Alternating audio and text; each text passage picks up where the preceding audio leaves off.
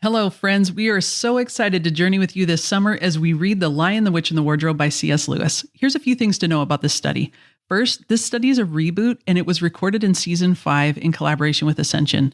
Second, if you haven't heard, we've created brand new companion journals, one for adults and one for children, with discussion questions for group settings, personal journaling questions, and coloring pages for the kids.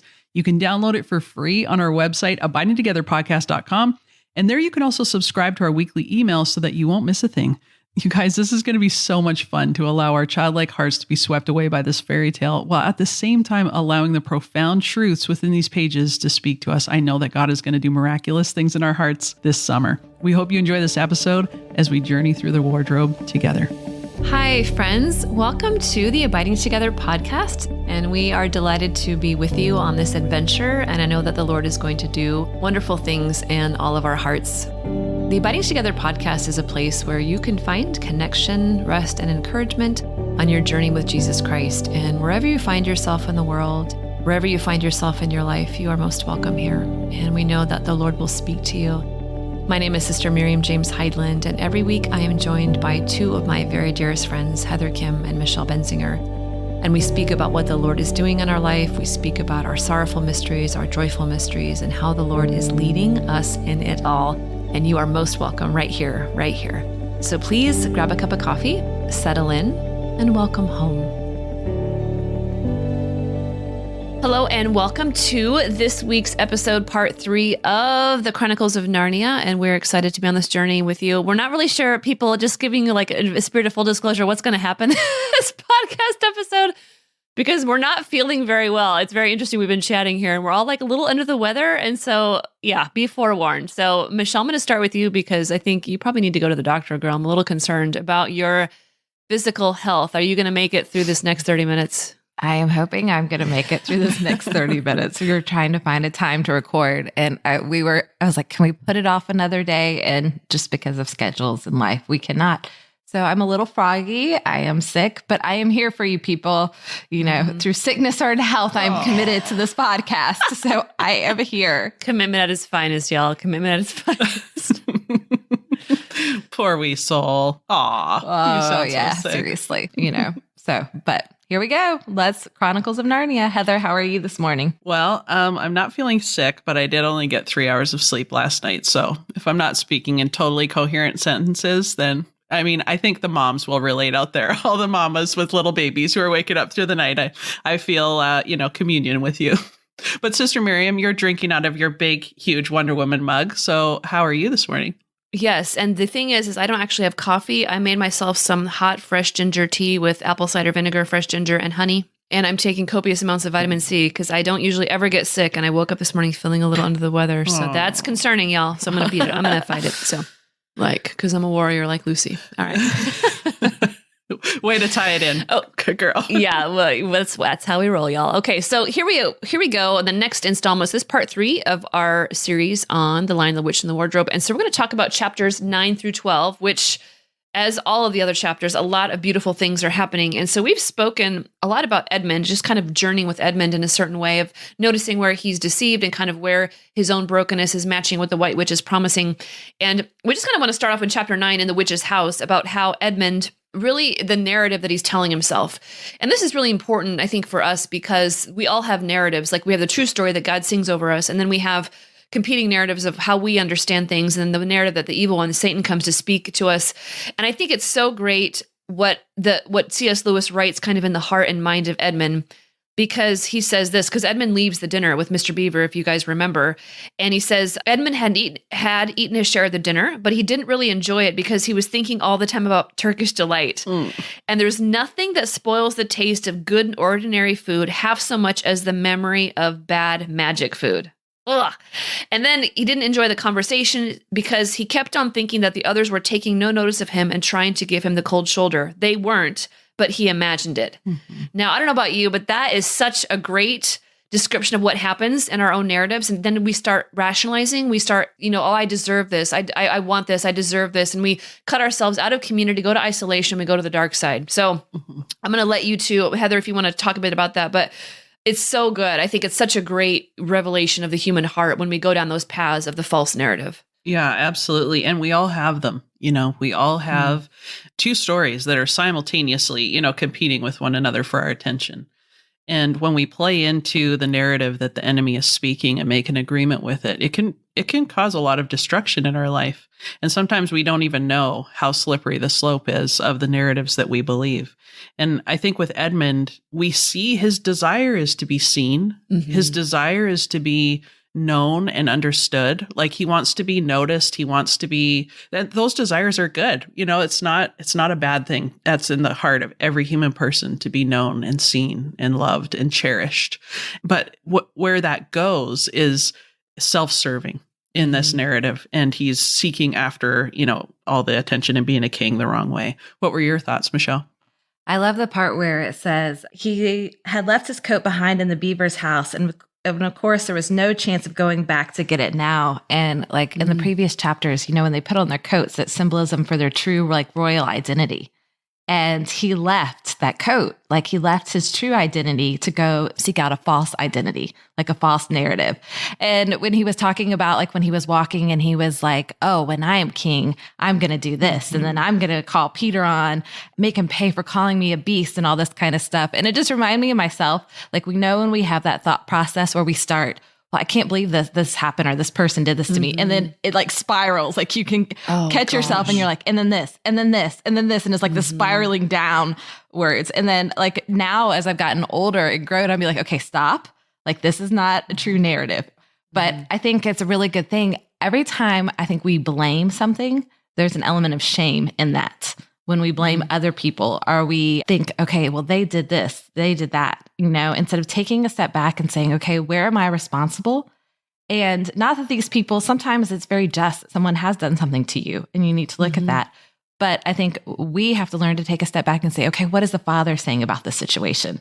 What is the truth about this situation? And stop the spiraling thoughts going, I mean, you could go from 0 to, well, I'm speaking to myself. I can go to 0 to 60 in 5.2 seconds, thinking my narrative spinning, but just stop that and saying, okay, what is the Father saying about this situation? And what is truth? What do I know to be truth in this situation? And poor little wee Edmund, and just, I hate it for him. And so, he is taking his questions to the wrong person. Exactly. He's going to the queen to answer the question, am I important? Do I have value? And am I seen? And I think we often do that as well. We take our deep questions about who we are. Am I enough? Am I beautiful?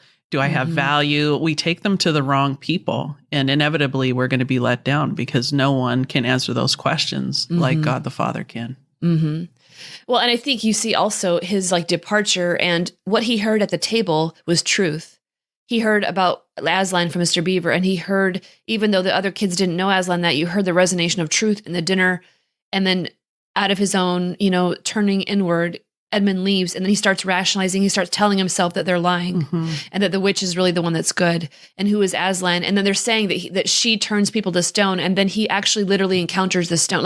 You can see it's he's trying to tell himself a story, but he knows it's not true, but he's already in so deep that he doesn't know what else to do. And so, and then you could just hear him continually talk about the Turkish delight. It's just funny. It's just so us on so many levels, but you see his fear when he encounters the stone creatures, the stone animals, the fawn, and then he takes out his marker and he puts a mustache on Aslan, it's sometimes we do that with God, oh, I'll get you, God, I'll make fun of you, or who's afraid of you, and inside his own heart is a horrific fear, and you can tell, but feels like he's in too deep to do anything about it, which I thought was really interesting as he encounters her castle and also the stone creatures.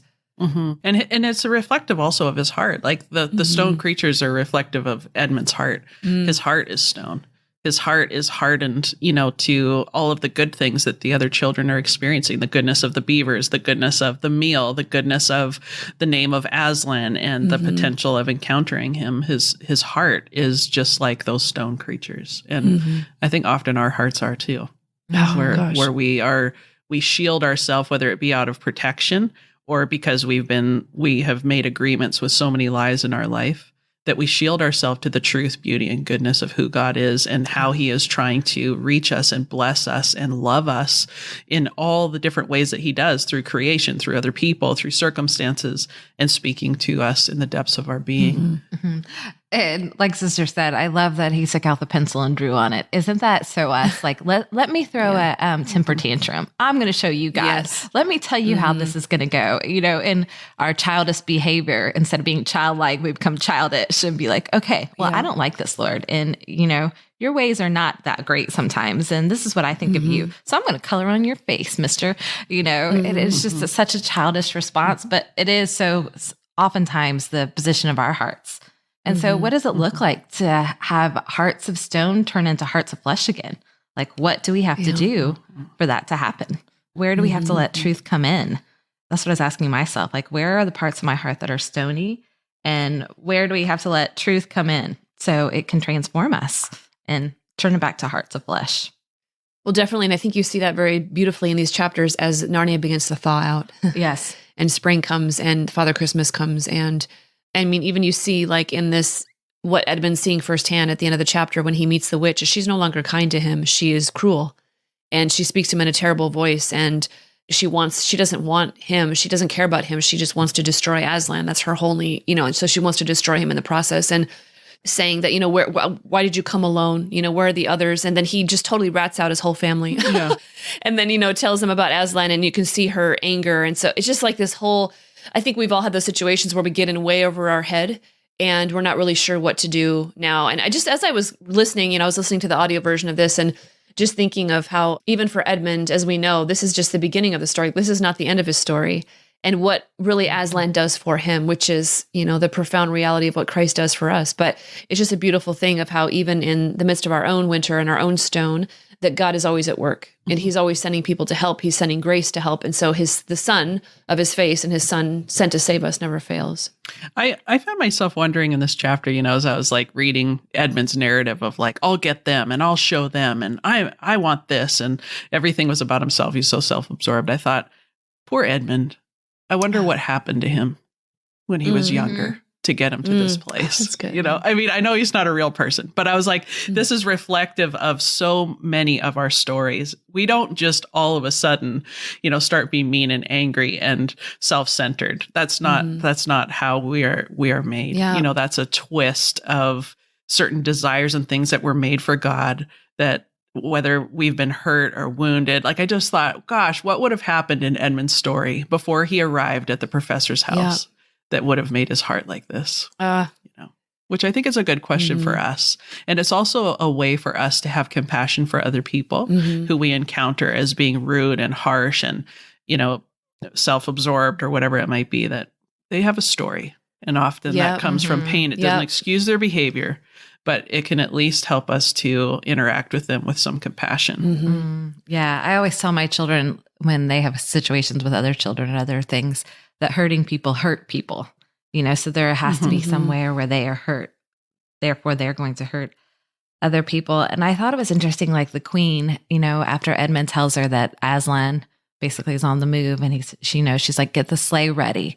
And she decides that the sleigh doesn't need to have bells or need to have sound. Then compared to Father Christmas, where Lucy and the others and the little beavers are resting, but then what wakes them up is the sound of bells, like the sound of just the sound of almost like magic coming about. But it almost reminded me of like the sound of bells, like we have even in Mass, where we ring at the consecration. Oh, yes. If anyone's done like catechesis of the Good Shepherd, they do a beautiful teaching on the bells and what that means in the Eucharistic liturgy, almost like it means Jesus is coming. Great. Yes. It means Jesus is near. He is coming. And I love that. Just that images of like the no sound of the witch, which means it's secret. It's hidden and sneaky. Yes. And then compare it to Father Christmas, where it is something is coming, anticipate spring again, anticipate new life, anticipate whatever it is, magic that is coming about. So I thought that was an interesting comparison between the two. Yeah, I think, and even how it describes like her sleigh and then his sleigh, and his reindeer were bigger and the bells were different. And he was so big, so glad, so real. And she is, and he's jolly and he has red cheeks and she's white. She is stark. She has no life in her. She's slim. There's all these things that seem rather lifeless about her. And he is just so full of life and joy when he busts into the story, which is awesome.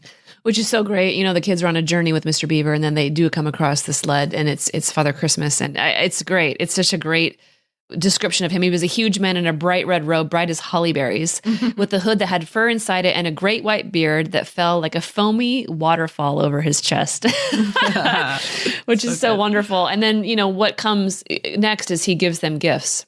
And the gifts are very significant to each one of them, and he says, here are your presents. They are tools, not toys. The time to use them is perhaps near at hand, and bear them well. So they each get something, Peter gets a shield and a sword. Susan gets a bow and arrow, not unlike Katniss Everdeen, and a little ivory horn, right? And Lucy is given the cordial, the healing cordial. And so, Michelle, you were saying something very interesting because he talked about women in battle. And I thought that was very interesting as you researched it. Could you tell our listeners about that? I didn't know that. So I thought that was really neat.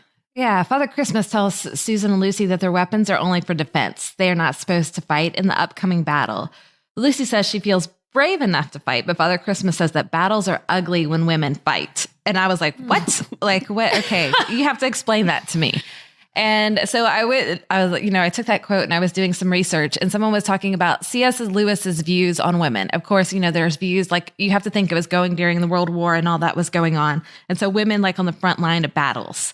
But it was also the more I was reading is C.S. Lewis's expansion on the idea of women grew as he met his wife, Joy.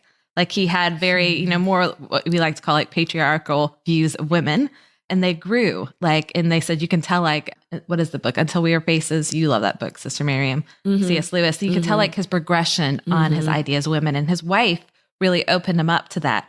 But when I was reading about it, it was also comparing it to Tolkien's heroines in Lord of the Rings, where she is a battle and a warrior, just comparing, contrasting, the different women and how we fight. And I don't know what, I'm still wrapping my mind around that whole thing. I don't know what exactly C.S. Lewis was thinking. I don't know what his thoughts, but then it was interesting. And I don't have the answers to that quote. I was just really pondering and thinking about it. But then it was interesting. Because we live in a military community, we were talking. And we were just talking about battle and war. And I remember one of the guys, who's special forces said to me, he goes, we were talking about women in war. He's like, I don't pretend to know the answers. He says, but there's something, even when it's just, if you kill someone, he's like, I would never want to see a woman do that because she is a life giver and it goes against her nature. And I just thought, and I don't know if, I'm still pondering it. I don't know what exactly that is, but I just thought it was interesting because then I go to Revelations, and it's a war between the woman and her child, and so we would protect our offspring. We would protect, we fight for beauty, truth, and goodness because usually we're fighting for someone else. Women always put themselves in protection of others. So it was just really interesting, that whole line. Of course, I'll probably research it a little bit more to see, but it just had me really pondering and thinking. Well, that is interesting, even in Revelation, because the war is waged upon the woman. She doesn't wage the war. No. And it is true, out of defense. Mama Bear will give her life. She'll give her very last, she'll give everything to protect and defend. That's very true, so very different than, say, different wars that women have waged. It's just that's a very interesting thing to think about. I'm sure our listeners are going to have a lot of... And I don't have the correct answer. I'm really just wrestling and thinking about it. What are your thoughts, Heather? Yeah, it could be that, he lived at a time where war was happening and he was probably very aware of the gruesomeness of war, which is a reality that many of us will never, ever understand or comprehend because it's not a part of the world, the small world that we live in, in our cities or whatever.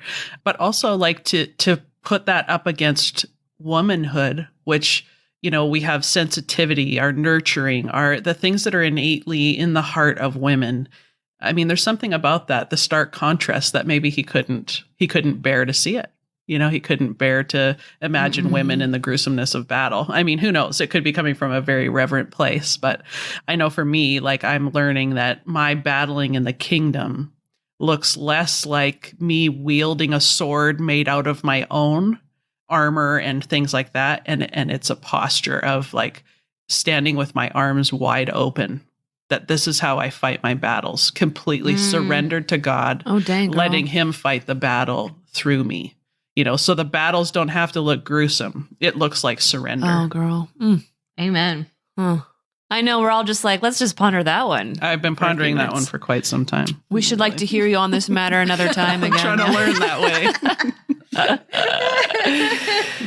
Oh, okay. So meanwhile, back at the ranch, Edmund is in the witch's castle, and he's still asking for Turkish delight, which she, so she ends up kind of, putting him as a prisoner, and he, instead of getting Turkish delight, he gets dry bread, a hunk of dry bread. And so it's the joke's on him, really, in a sense of like he surrendered everything right to the witch, and instead of getting what he thought he wanted and all the things that she promised, he receives literally a loaf of dry bread. And I know, Heather, you were talking about that. I'd love to hear your thoughts on that particular, even just the particular image of the loaf of dry bread. I mean, it's interesting because right before that, Father Christmas, there's this interaction with him giving the children tea and like this warm tea, and they've been cold, and he warms them up and blesses them with like breakfast and warm tea. And then you have Edmund, who has wandered away, and there he is just like eating the worst. He's in the cold. He's eating this dry bread, and how so often this is the enemy exactly. The promises are empty. He's thinking, he's still holding out hope that, oh, she's acting different. She's not quite as nice. I'm still going to muster up the courage to ask her if I can have some Turkish delight. And here it comes. The promises were empty, and he just gets this dry bread. And I'm like, so often in my life, I have found myself just eating dry bread, where I thought it was going to satisfy. And it's tasteless. Like the sin is just tasteless and empty and unfulfilling. And in fact, it's even worse because of what you could have, what you should have deep down in your heart.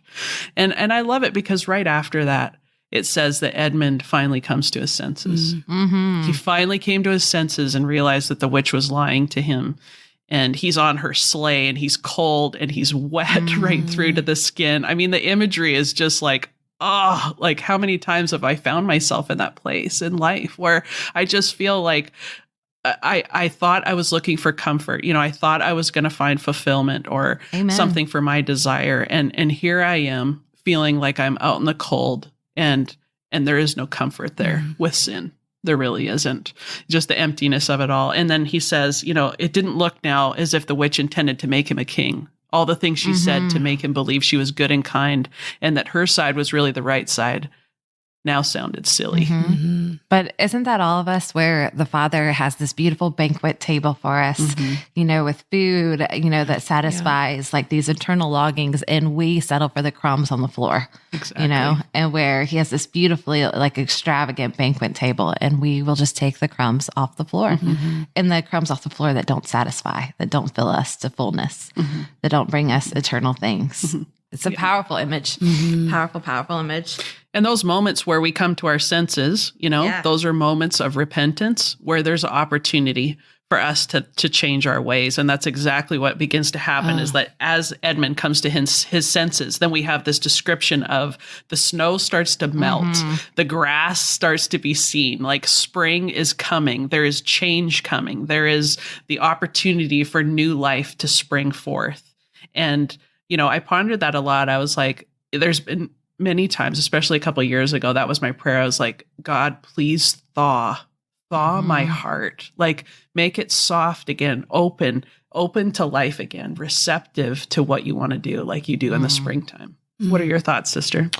No, that's very true. And I resonates deeply with what you're saying to me. And I was just thinking of the thaw of winter, and just as the children in the last chapter that we're talking about here encounter Aslan face to face and see the one they've been hearing about, and how they are ennobled by him. And, it says things are great and terrible at the same time, as in they're trembling. They're in the presence of profound greatness, and how Peter is encouraged to take his place, right? To take his place as a king, as a warrior, and just how Aslan approaches them. And I was just thinking of, I'm sure I've shared this before in one of our podcasts over the last few seasons, but a couple years ago, I was somewhere and I was telling my story. And just as I told the story, I realized that I was only telling, and I knew that as I said it, I was like, this is interesting, but I didn't really realize that until somebody actually called it out on me.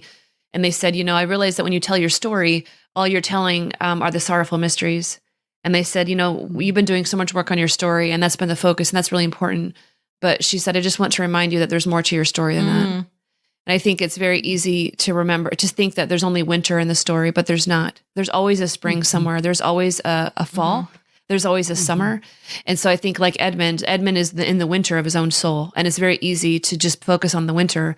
But the truth is that nothing is it's not all or nothing. That God is always sowing seeds. He's always bringing new things to birth.